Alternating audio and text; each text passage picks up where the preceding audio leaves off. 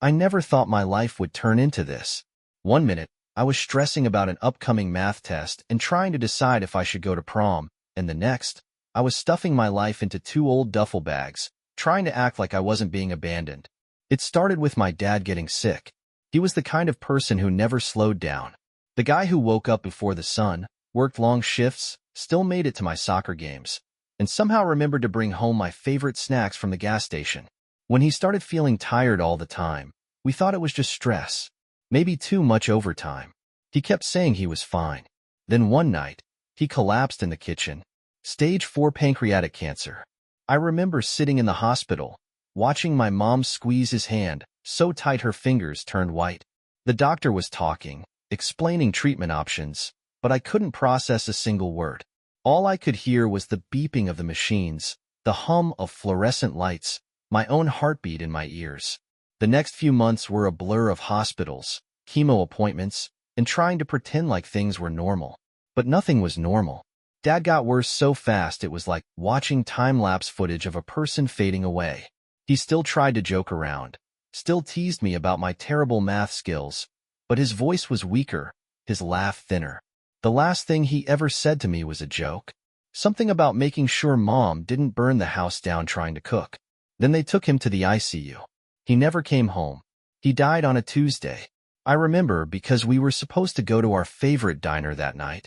Instead, I sat in the hospital waiting room, watching my mom cry into her phone as she told relatives the news.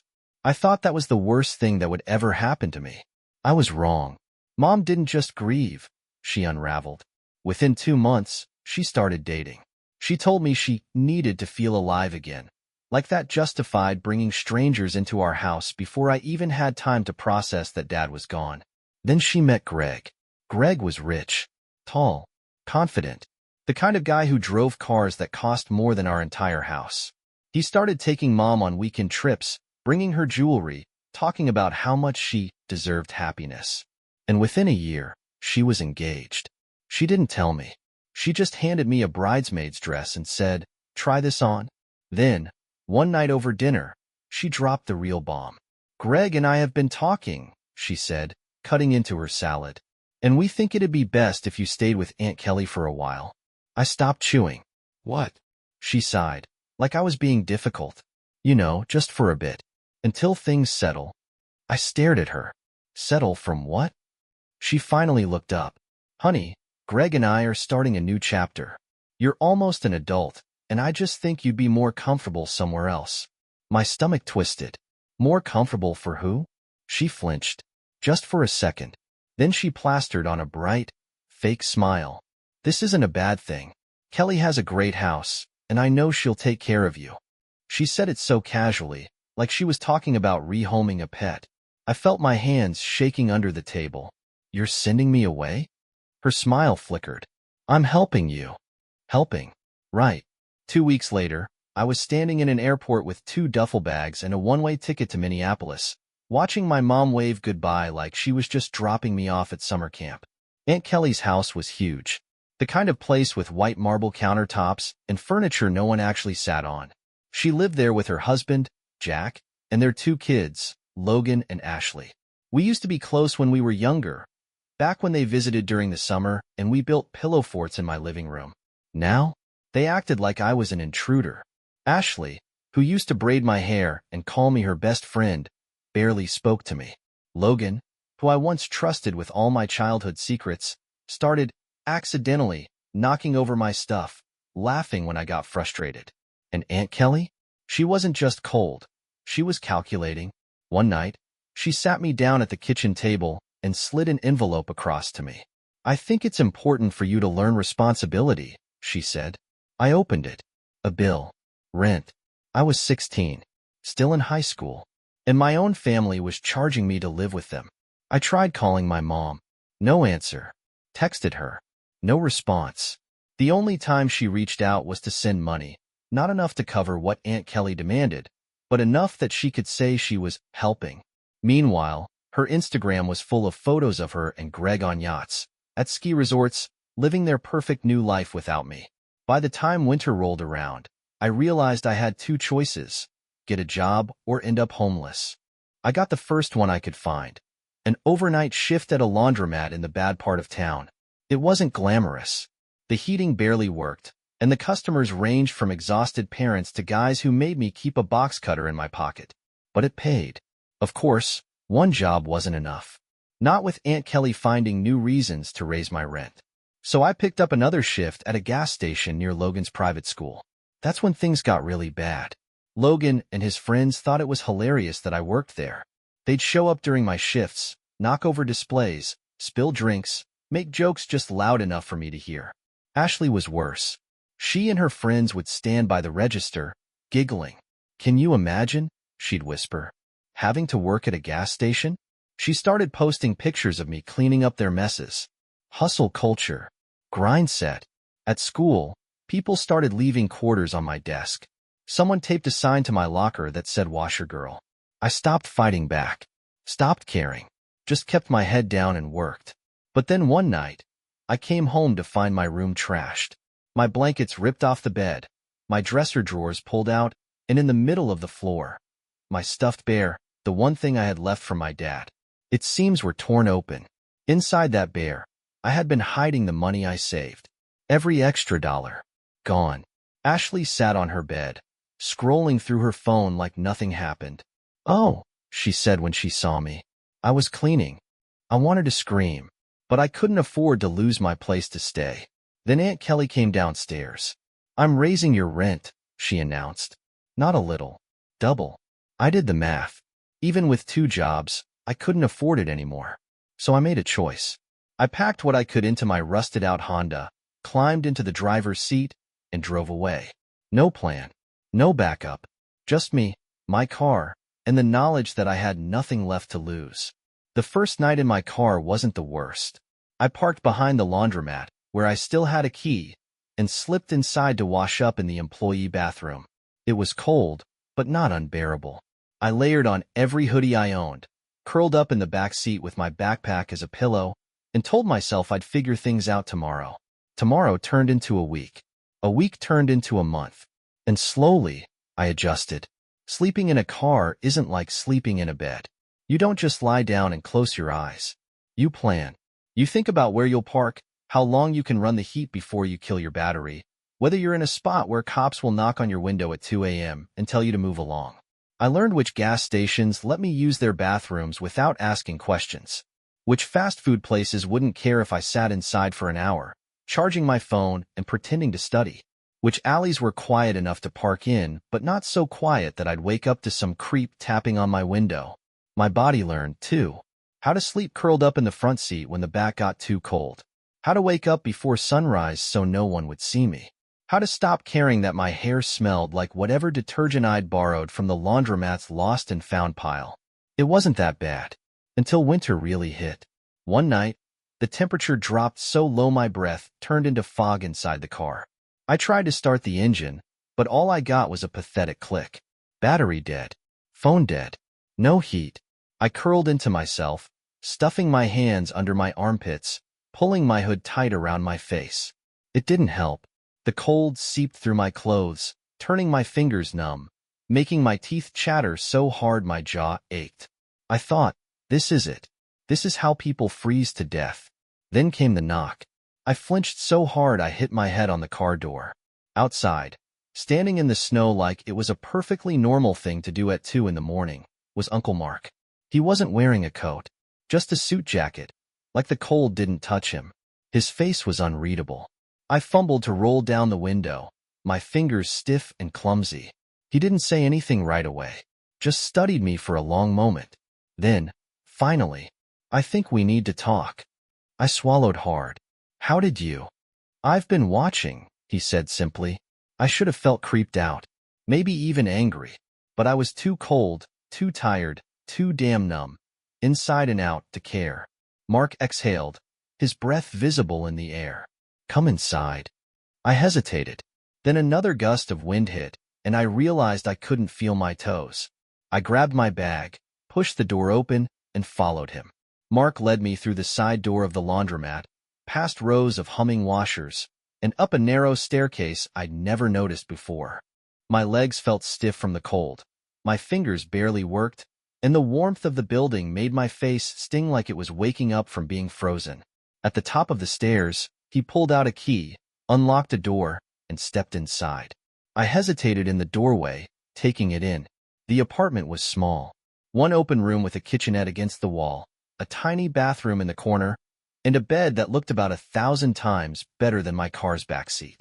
There was a desk covered in papers, a coffee maker that looked like it had seen better days, and a single window overlooking the street below. It wasn't fancy, but it was warm. Mark walked over to the kitchenette, grabbed a plastic container from the fridge, and tossed it onto the counter. Eat. I didn't argue.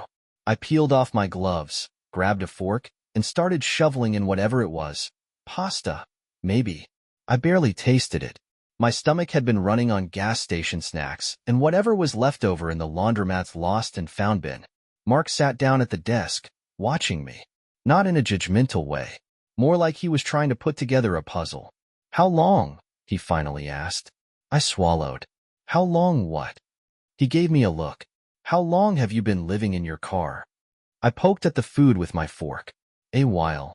His jaw tightened, but he didn't press. Instead, he reached into a drawer, pulled out his phone, and turned the screen toward me.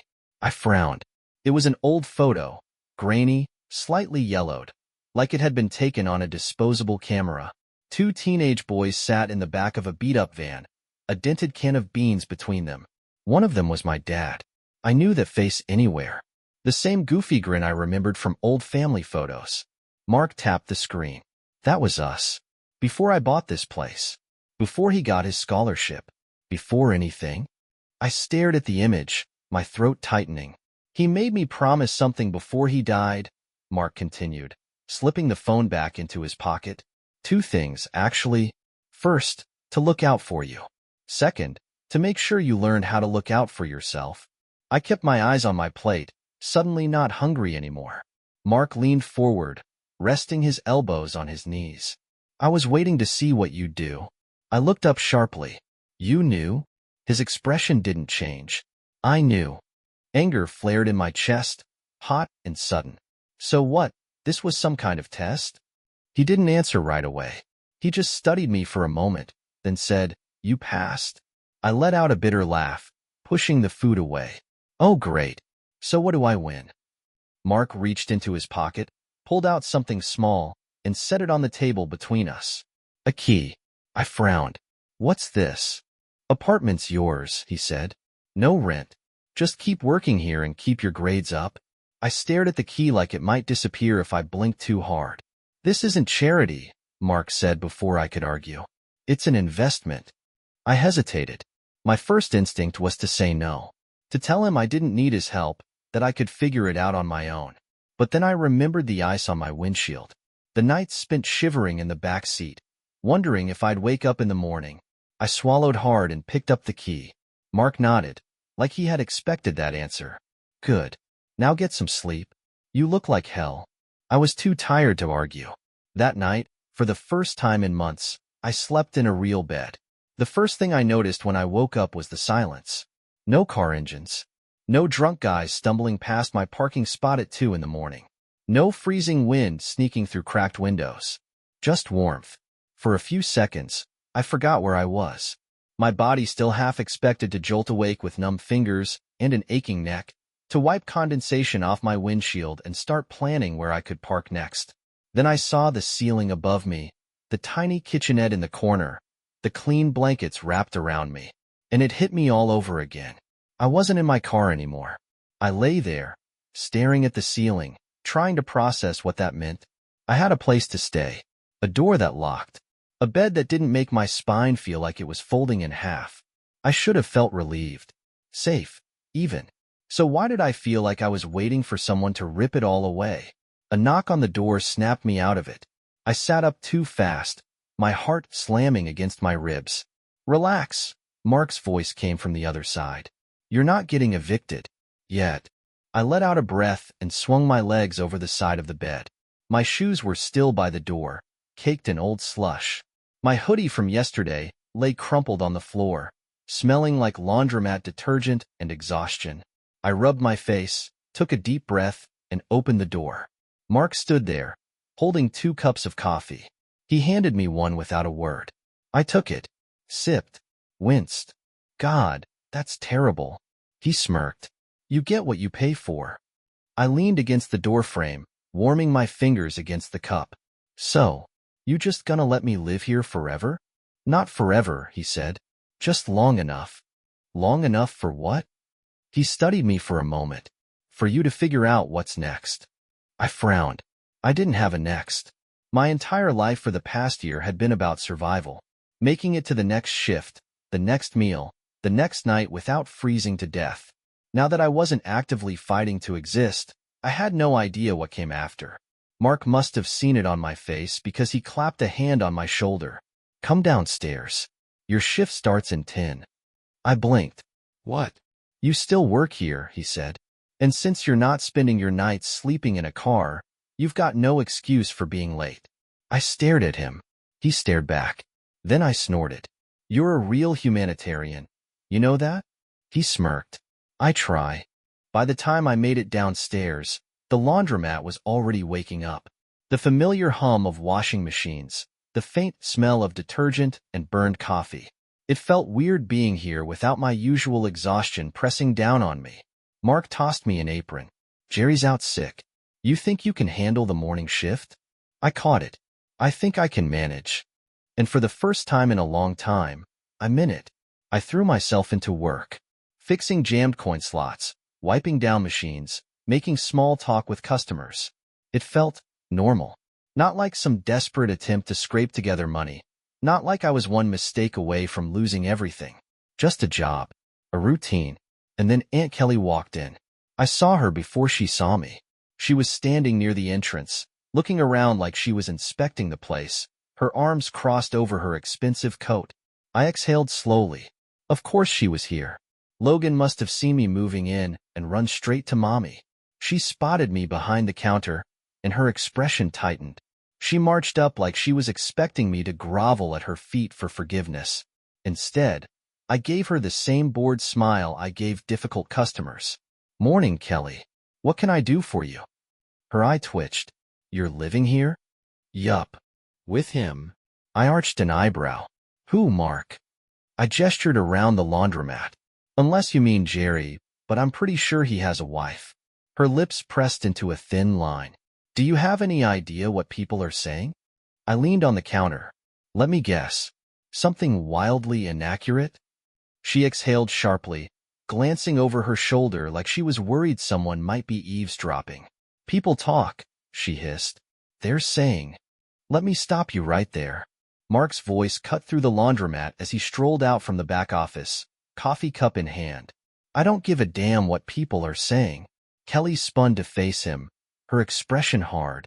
She's living in your building, Mark.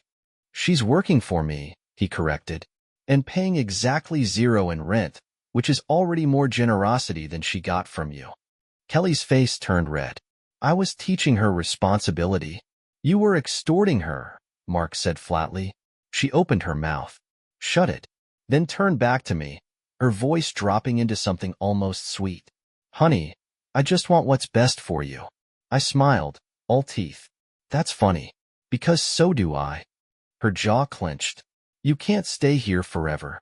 Not forever, I said, throwing Mark's words back at her. Just long enough. She stared at me, waiting for me to back down. I didn't. Finally, she huffed, straightened her coat, and turned on her heel. This isn't over, she muttered as she stalked out the door. Mark took a sip of his coffee. You handled that well. I exhaled, rolling my shoulders. I've had practice. He smirked. Yeah, I bet you have. And just like that, life kept moving. But I knew Kelly, and I knew she wasn't done. The peace didn't last long. For about a week, things stayed quiet. I went to work, went to class, and came home to an apartment that was mine. It still didn't feel real. Every night, I half expected someone to bang on my door and tell me it had all been a mistake, that I didn't deserve to be here. But no one did. Until the complaints started. It began with small things. Customers suddenly getting concerned about the laundromat's cleanliness, someone filing a noise complaint even though the place had been running the same way for years.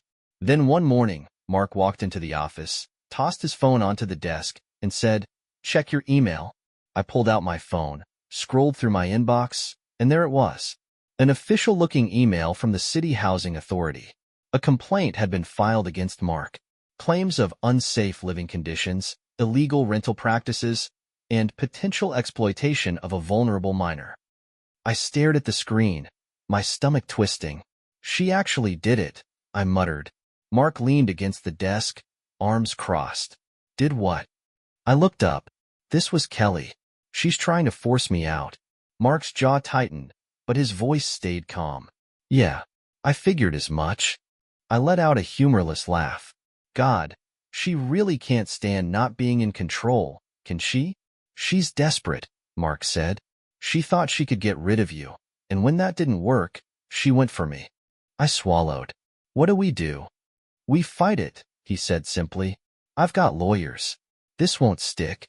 I nodded, but something about it made me uneasy. Kelly knew Mark had money, had connections.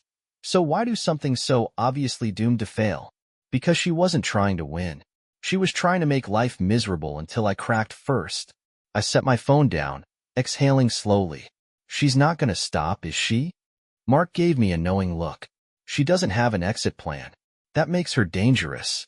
I thought about all the ways she had already tried to ruin my life. Overcharging me for rent, stealing from me, making sure I had nowhere else to go. And now this. I clenched my jaw. "Then we don't give her what she wants." Mark smirked, like he was proud of that answer. "Good." The next day, I walked into the laundromat ready for war. But Kelly got there first. I had just started wiping down the counters when I saw her through the front window. She was standing outside, phone in hand, lips pressed into a thin line, like she was waiting for me to notice her. I exhaled sharply and stepped outside. She put her phone away and gave me a tight-lipped smile. "We need to talk." "Pretty sure you already said everything you needed to say in your complaint," I shot back. She tilted her head. "I did what I had to do." I crossed my arms. "You mean you did what you wanted to do?" She sighed, like I was exhausting her. "I tried to be reasonable. I gave you a chance to leave on your own." I scoffed. "Yeah, by sending me to some random boarding school? That wasn't help. That was you trying to get rid of me." She didn't deny it. Instead, she took a step closer. "I know you think you're winning, but Mark isn't a good man, honey. He's using you." I blinked. "Excuse me?" Her voice dropped, all fake sympathy. "People talk, you know. A man like him, letting a young girl live in his building rent-free? It doesn't look good." Something ugly crawled up my spine. "You're disgusting," I said flatly. She raised an eyebrow. "Am I? Or are you just naive?" I wanted to hit something, yell, make her feel even a fraction of what she had put me through. But I didn't. Instead, I took a deep breath, straightened up, and met her gaze head-on. "You really think you can manipulate me?" I said. "After everything you've done?" Kelly's expression didn't change, but I saw the flicker of hesitation in her eyes. I leaned in slightly. "You're scared, aren't you?" Her jaw tightened. "Mark gave me a shot. And now, for the first time, I'm not under your thumb. And that terrifies you." Kelly didn't move. For the first time, she didn't have a single thing to say. I let the silence stretch. Then I smiled, all teeth. "You should be scared." And I walked back inside. A week passed. The complaint disappeared. Mark's lawyers made sure of that. Kelly didn't show up again. No more threats. No more fake concern. It should have felt like a victory. But then my mom showed up. I was halfway through my shift when the laundromat door swung open, and there she was, standing in the doorway, looking out of place in her designer coat, her hair done up like she was heading to brunch instead of showing up unannounced after months of radio silence. I froze. She took a slow step forward, scanning the laundromat like she was expecting it to be dirty or depressing or beneath her. Her nose wrinkled slightly, like the smell of detergent was offensive. Then her eyes landed on me. "There you are," she said, like she'd been looking for me. Like I hadn't been right here, the whole time, struggling just to survive while she was off living her perfect new life. I tossed the rag I was holding onto the counter. "What do you want?" She sighed. "Can we not do this?" "Do what?" I asked, folding my arms. "Have a conversation?" Oh, that's right. You wouldn't know how, because you stopped talking to me. Her lips pressed into a thin line. I didn't stop. You did. My voice was steady, strong. You sent me away. You made sure I wasn't part of your life anymore. Something flickered across her face. Frustration. Maybe. Guilt. But she covered it up quickly, smoothing down the front of her coat. I heard about the complaint, she said, ignoring everything I just said. Kelly told me. I let out a sharp laugh. Of course she did. She glanced toward the stairs that led up to the apartment. So, it's true. You're living here. I didn't answer. I didn't need to. She sighed again, like I was the one making things difficult. This isn't what your father would have wanted for you. Something hot and sharp twisted in my chest. You don't get to talk about Dad, I said quietly. She flinched. No, I cut in, stepping forward. You don't. Because if Dad was here, none of this would have happened. He wouldn't have abandoned me. Her face paled. I didn't abandon you. I scoffed. Really? You sent me to live with Kelly, and then you disappeared. You didn't call. You didn't check in. You acted like I didn't exist. She inhaled sharply. That's not. I didn't let her finish. You archived our family photos, I said, my voice cold. Like you were deleting me from your life. Her eyes widened slightly. I could see it now, the cracks in her perfect exterior. You chose Greg. You chose your new life. And you chose to forget about me. She swallowed, looking down at her hands. For a second, I thought maybe, just maybe, I'd gotten through to her. That some part of her actually felt what she had done. Then she lifted her chin, composed herself, and said, I just want what's best for you. I stared at her, and I realized in that moment that she would never change. I let out a slow breath, then leave. Her mouth opened, closed. I nodded toward the door. Go back to Greg. Go back to your perfect little life. Just do what you've always done and walk away. She hesitated, just for a second. Then she did. The door swung shut behind her. I stood there, staring at it, waiting for the usual ache to hit. But it didn't. It wasn't relief. It wasn't sadness. It was just nothing. A weight I didn't even realize I'd been carrying finally lifted. Mark walked out of the back office, hands in his pockets. That looked fun. I huffed out a laugh, shaking my head. Yeah, a blast. He tilted his head, studying me. You okay? I thought about it. Really thought about it. Then I nodded. Yeah, I said. I think I am. And for the first time in a long time, I actually meant it.